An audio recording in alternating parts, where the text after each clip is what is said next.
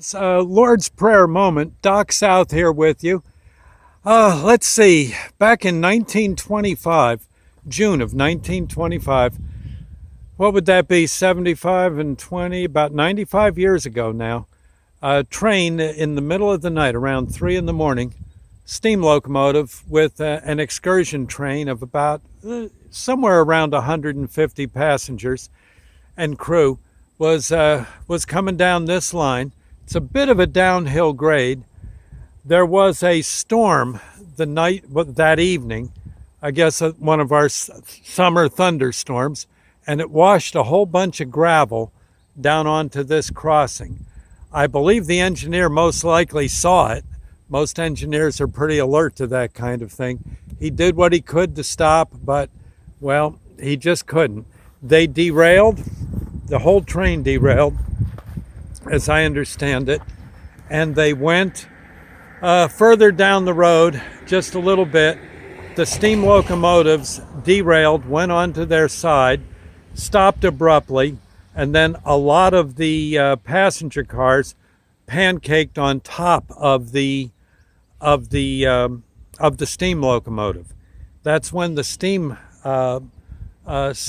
jacket of or the steam side of the locomotive split, filling the locomotive and of course the cars on top of it, the passenger cars on top of it, with steam. Most everybody most likely would have been asleep. All of a sudden, they're in the middle of this godforsaken amount of steam, which of course would have been superheated steam and would have been quite hot.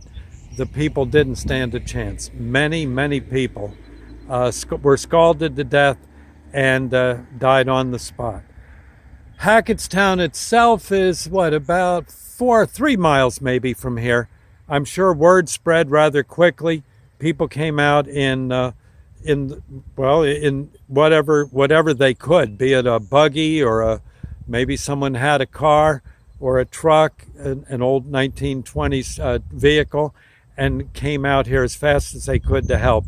I imagine it had to be one of the worst things they ever saw in their life, unless they were maybe used to the carnage of World War I. I doubt they'd seen anything worse than this. There are photos. I'll show you. There's a monument's been placed here now, and it does give you pause. Here, for instance, there is the locomotive. You can see it, the locomotive here, and cars on top of it, all that filled with steam. I just can't imagine. There's another photo, and of course, there's what happened. Some of the cars, of course, pancaked. This is what it looked like back in the day, as you might see. And again, this is the crossing. Again, back in the day, this most likely would have been a gravel path with perhaps some macadam, in here, but the gravel just got into the way and caused the train to lose it. Again, the locomotive boiler exploded, flooded many of the passenger cars with steam, and quite a few people passed away. That was June 16th, 1925, about 3 a.m. in the morning. I imagine there was a lot of praying that night, and I think this will be a good spot for a Lord's Prayer moment. Hopefully those people have found peace and comfort. Our Father who art in heaven, hallowed be thy name.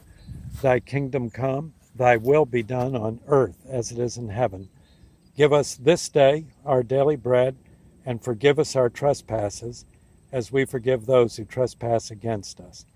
Lead us not into temptation, but deliver us from evil. For thine is the kingdom, the power, and the glory forever. So be it. God bless those souls.